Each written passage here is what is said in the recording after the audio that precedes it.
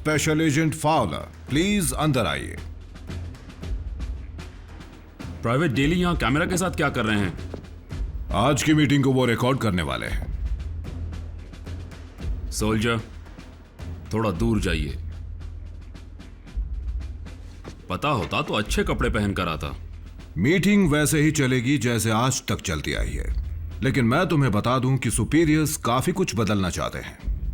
वो हाल ही में हुए हादसों का खुलासा चाहते हैं। सही समझे तो शुरुआत करते हैं ऑप्टिमस प्राइम की मौत से।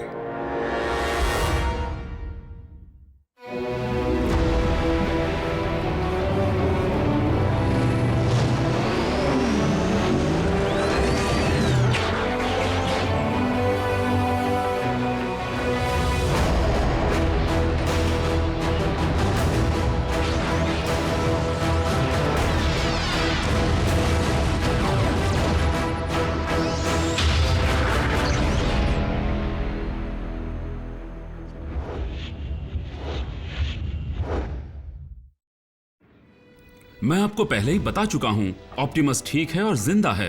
लेकिन ये हमारे सुपीरियर्स तब तक नहीं मान सकते जब तक वो ऑप्टिमस और उस बहरूपिये को साथ साथ नहीं देख लेते। साथ साथ देख लेते? मुझे उस वक्त ऐसा करना मुनासिब नहीं लगा। सभी को ये ऑर्डर्स दिए गए थे कि ऑटोबॉट्स के दिखते ही उन्हें मार गिराया जाए। सुरक्षा के लिहाज से हमें ऐसा करना पड़ा। इसका अच्छा पहलू तो देखिए, अब हमारे पास मैक की पूरी जानकारी है, खासकर उनके लीडर साइलस की। वैसे उसका असली नाम है कर्नल लीलैंड बिशप।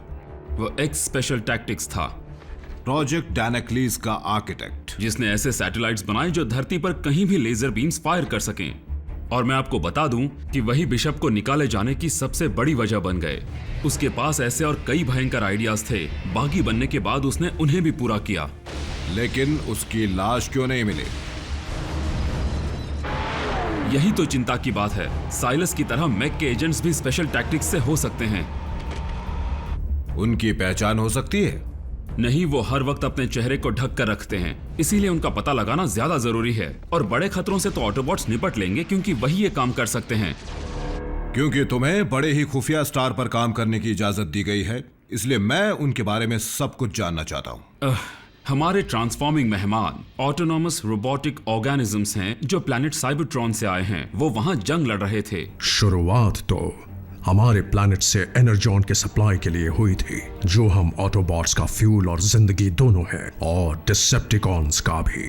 तुम्हें जंग का वो वक्त याद है जब दोनों तरफ के बॉट्स ने अपने अपने एनर्जॉन को छुपाना शुरू किया था? याद है। इसी वजह से तो कई प्लैनेट्स पर एनर्जॉन डिपॉजिट्स हैं, जैसे कि पृथ्वी पर हैं।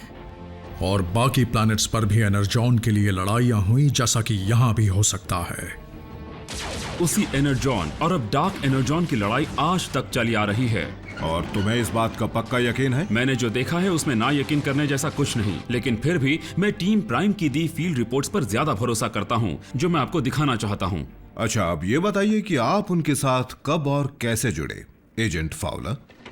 आप जानते हैं कि मैं कुछ ऑटोबॉट्स की देखरेख करने वाले काम से बिल्कुल खुश नहीं था। प्राइम कहां है वो? जरूर कहीं जाकर तोड़फोड़ मचा रहा होगा। लेकिन मैं इस काम को जितना आसान समझता था, यह उससे कहीं ज्यादा खतरनाक था। रॉड लेकर आओ। ऑटोबॉट्स ने मुझे मुसीबत से इतनी बार बचाया है कि मैं गिन भी नहीं सकता। बेशक बदले में मैंने भी उनकी मदद की है। तुम घबराओ मत दोस्त, मदद बस पहुंचने वाली है।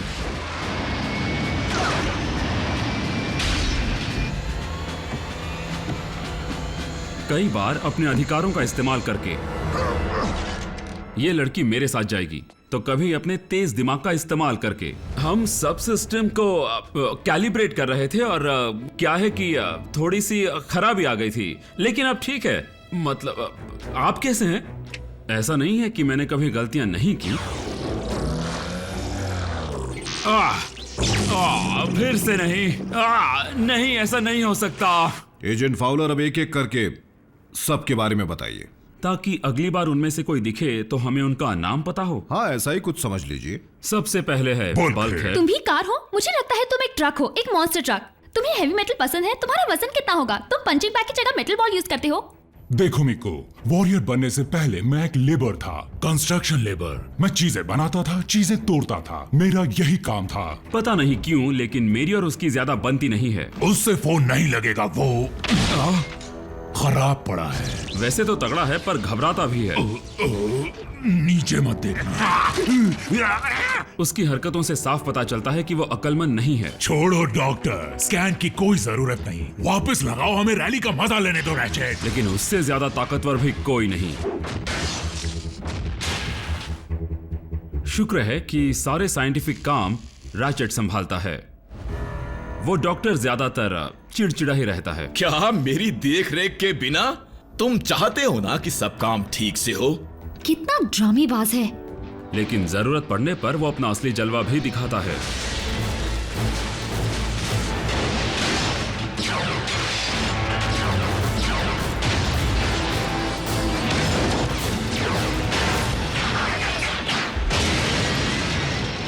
घबराओ मत, मैं एक एम्बुलेंस हूं। फिर आती है आरसी, एक मोटरसाइकिल। कद में सबसे छोटी जरूर है, लेकिन काम बड़े बड़े करती है।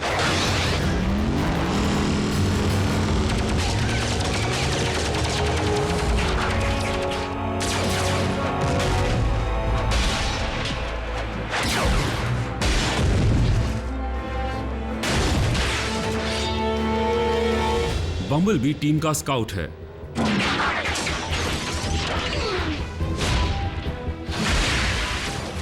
अब तक वो योद्धा बना नहीं है, लेकिन सच कहूं तो उसमें काबिलियत है।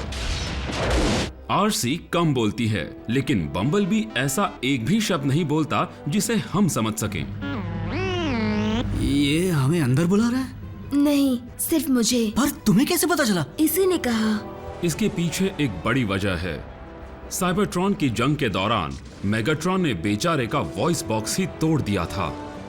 यानी ऑटोबॉट्स उतने भी मजबूत नहीं हैं जितना हमने सोचा था।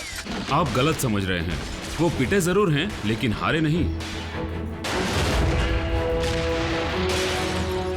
लेकिन कभी कभी वो भी कमजोर पड़ते हैं।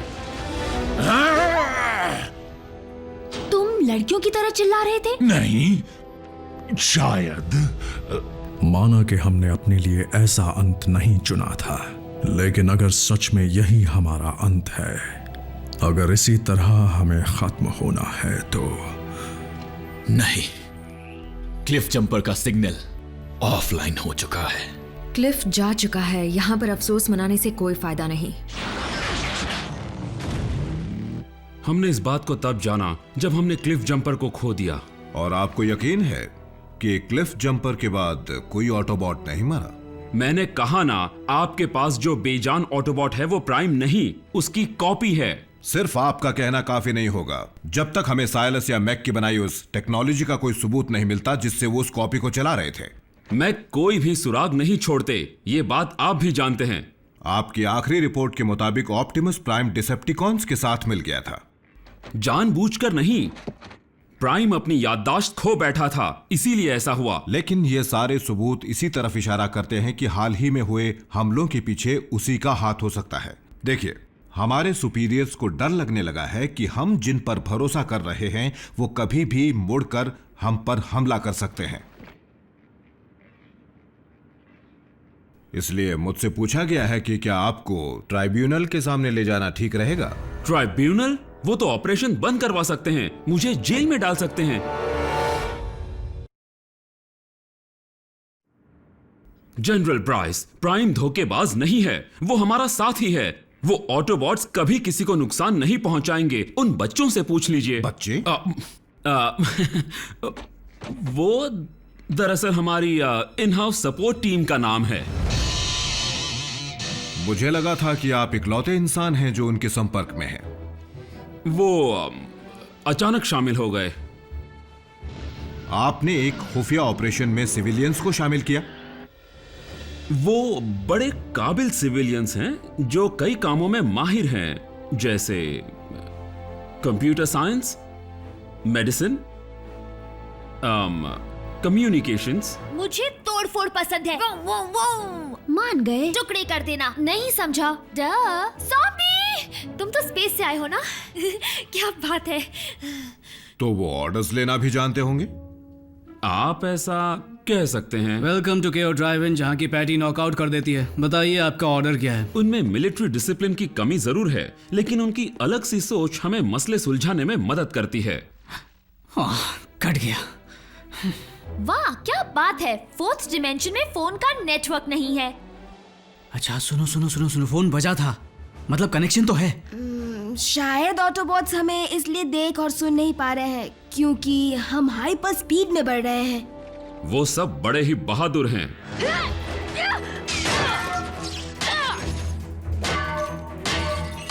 ये मुझसे नहीं बचेगा।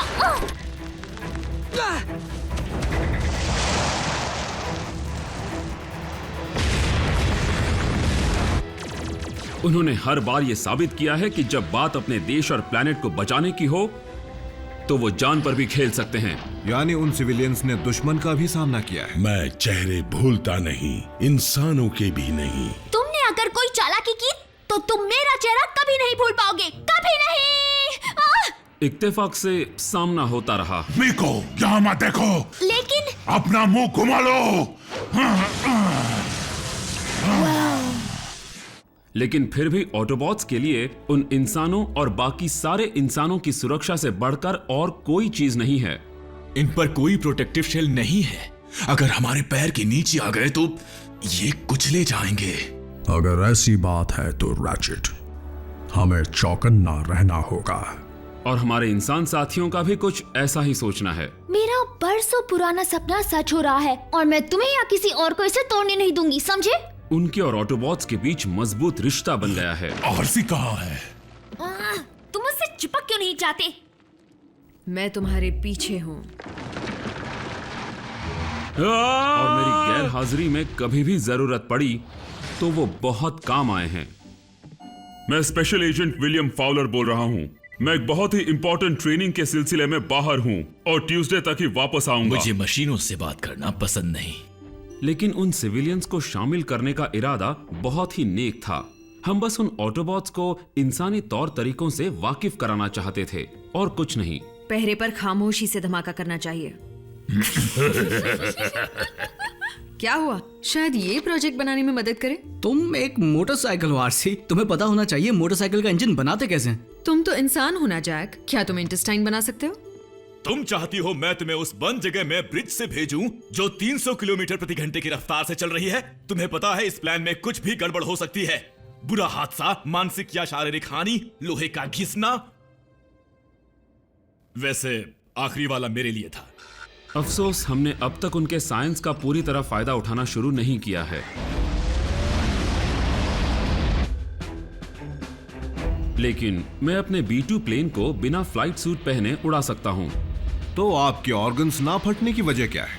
रैचेट ने कैबिन के प्रेशर रेगुलेटर में थोड़े फेरबदल किए थे। मैं आराम पसंद इंसान हूं। हम शायद मुद्दे से हट रहे हैं। ये बताइए कि अब तक हम मेगाट्रॉन को खत्म करने में कामयाब क्यों नहीं हुए? नहीं! शायद डिसेप्टिकॉन के लीडर के पास 9 जिंदगियां हैं, यही वजह है। वो मेरी आंखों के सामने है। अच्छी खबर ये है कि वो मुझे नहीं देख पा रहा, उसकी आंखें बंद हैं। ऐसा नहीं कि हमने कोशिश नहीं की। अजीब बात तो ये है कि जब उसे मारने का मौका मिला तब हमें उसकी जरूरत थी। मेगाट्रॉन ने इंसानों को बचाने में मदद की थी। ऑप्टिमस, हमारे दोनों गिरोह ऑटोबॉट और डिसेप्टिकॉन कोई नहीं बचेगा। अगर यूनिक्रॉन बच गया तो। खोलकर बताइए। हमारे सामने मैक या डिसेप्टिकॉन से भी बड़ी मुसीबत खड़ी हो गई थी। ऐसा दुश्मन जो सदियों से यही था, यूनिक्रॉन। आपको यह सुनने में अजीब लगेगा, पर हमारे प्लैनेट का कोर वो नहीं है जो हमारा साइंस समझता है। वो दरअसल यूनिक्रॉन है। एजेंट फाउलर, माफ कीजिएगा पर मुझे मजबूरन यहीं रुकना होगा क्योंकि आपको किसी दिमाग के डॉक्टर के पास भेजना बेहद जरूरी है। ये आप क्या कह रहे हैं? यूनाइटेड स्टेट्स गवर्नमेंट का रिप्रेजेंटेटिव होने के नाते मैं घोषित करता हूं कि आप अपना मानसिक संतुलन खो चुके हैं।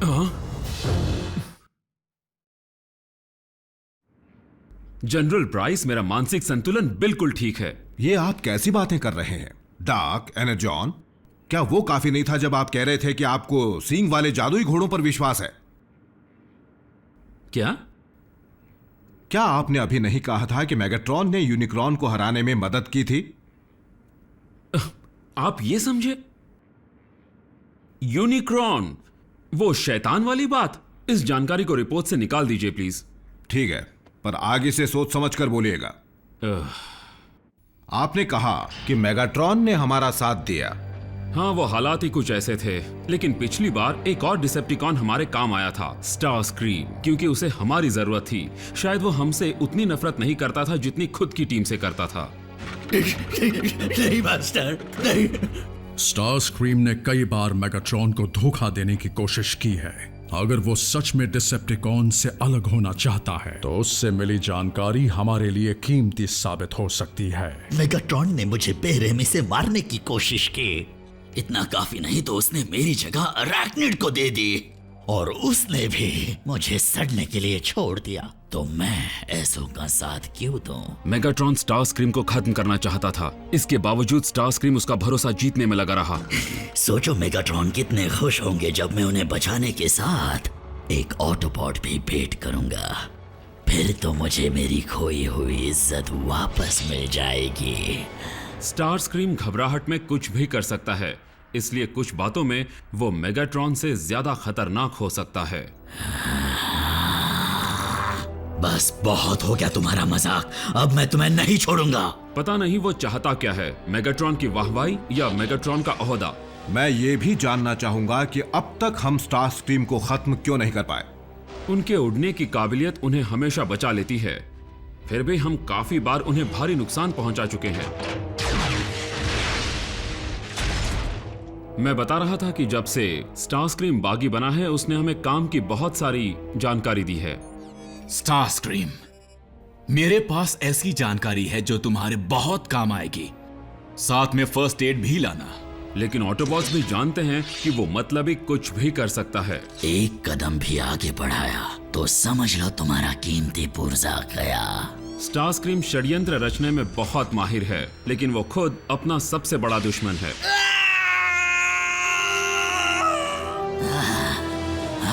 ये क्या?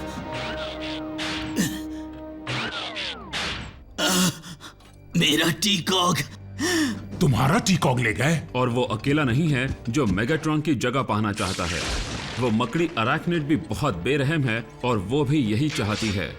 और आरसी और उसकी पुरानी दुश्मनी है। मुझे तो लगता है कि अगली बार जब उनका सामना होगा तो दोनों में से कोई एक ही बचेगा। अगर अरैक्निड मेगाट्रॉन से बच पाई तो डिसेप्टिकॉन्स की आपस की लड़ाइयां अब तक जारी हैं। हाँ, कुछ में है। मेगाट्रॉन ने अपने साथियों को प्यार से रहना नहीं सिखाया। तो क्या हम इस मौके का फायदा नहीं उठा सकते? किसी डिसेप्टिकॉन को हमारे साथ जुड़ने के लिए मना नहीं सकते? ऐसा एक है जिसकी प्राइम बहुत इज्जत करता है। इसमें कोई शक नहीं कि कोई भी डिसेप्टिकॉन भलाई का रास्ता नहीं चुनेगा, लेकिन फिर भी उन्हें मौका जरूर देना चाहिए। लेकिन ड्रेडविंग ने शहर का जो हाल किया था वो देखने के बाद उम्मीद कम है। तो फिर मैं कहना चाहूंगा कि अगर ऑप्टिमस को लगता है कि एक डिसेप्टिकॉन में बदलने की काबिलियत हो सकती है तो ऐसा भी हो सकता है कि कोई ऑटोबॉट भी बदल जाए। कोई नहीं जानता कि डिसेप्टिकॉन्स के साथ मिलने के बाद ऑप्टिमस ने उन्हें क्या क्या बताया, ना आप ना ही ऑटोबॉट्स। इसका जवाब मुझे रैचेट ने दिया था। डिसेप्टिकॉन बनना कोई भी चुन सकता है फाउलर, पर मैंने कभी नहीं सोचा था कि ऑप्टिमस जैसा कोई उसे चुनने का फैसला कर सकता है। भले ही ओरायन पैक्स अब एक ऑटोबॉट ना हो यहां से, लेकिन मुझे पूरा यकीन है कि वो हमेशा से वही रहेगा यहां से। लेकिन याददाश्त खोने के बावजूद प्राइम ने मेगाट्रॉन का साथ ना देने का फैसला किया। लेकिन प्राइम में भी बदलाव आए हैं। तुम्हारी एक ही प्रॉब्लम है ऑप्टिमस, तुम दिखने में तो बहुत बड़े हो पर हो खोखले। तुम्हें मेगाट्रॉन को खत्म करने का मौका मिला था ऑप्टिमस, है ना? बल्कि कई मौके मिले थे। और इस ड्रिल से मुझे खत्म कर दो। ये खड़े खड़े क्या देख रहे हो? सबको तुम पर गर्व होगा। मौके का फायदा उठाओ। ऑप्टिमस जरूर उठा था। नहीं, कभी नहीं, इस तरह नहीं। तुम मुझे जिंदा कैद करोगे या मुझे यहीं खत्म करोगे? प्राइम ने हाल ही में साबित कर दिया कि वह इंसानियत के लिए अपने उसूलों को भुला सकता है। ऑप्टिमस प्राइम वफादारी की मिसाल है। वो और उसकी टीम दिन रात अपनी जान हथेली पर लेकर घूमती है और बदले में कुछ नहीं मांगती। अगर तुम नहीं बच पाए ऑप्टिमस, तो ये प्लैनेट भी नहीं बचेगा। तुम ठीक कहते हो। सच तो यह है कि प्राइम में थोड़ी सी भी बुराई नहीं है। रास्ते से हटो। एजेंट फाउलर, घबराने की क्या जरूरत है? ऑटोबॉट्स का दोस्त होने के नाते मैं सलाह दूंगा कि यह वक्त प्राइम पर सवाल उठाने के लिए बिल्कुल भी सही नहीं है, क्योंकि जो मुसीबत आने वाली है वो पहले से ज्यादा खतरनाक होगी। डिसेप्टिकॉन साइबरट्रॉन के कुछ खुफिया हथियारों की तलाश में हैं, और हमारी जानकारी के मुताबिक वो खतरनाक हथियार कुछ ऐसी पवित्र चीजें हैं जिनमें जादुई ताकतें भी हैं। जादुई? आप इसे भी भूल जाइए। मैं ये कहना चाहता हूं कि एक मिनट रुकिए। प्राइम, जल्दी यहां आ जाओ।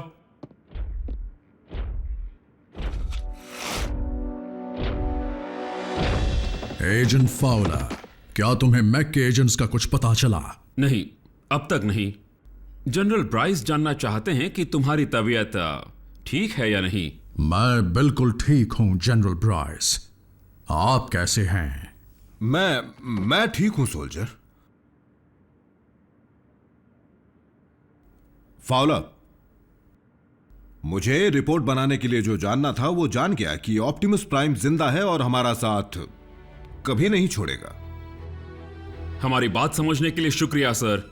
डिसमिस्ड।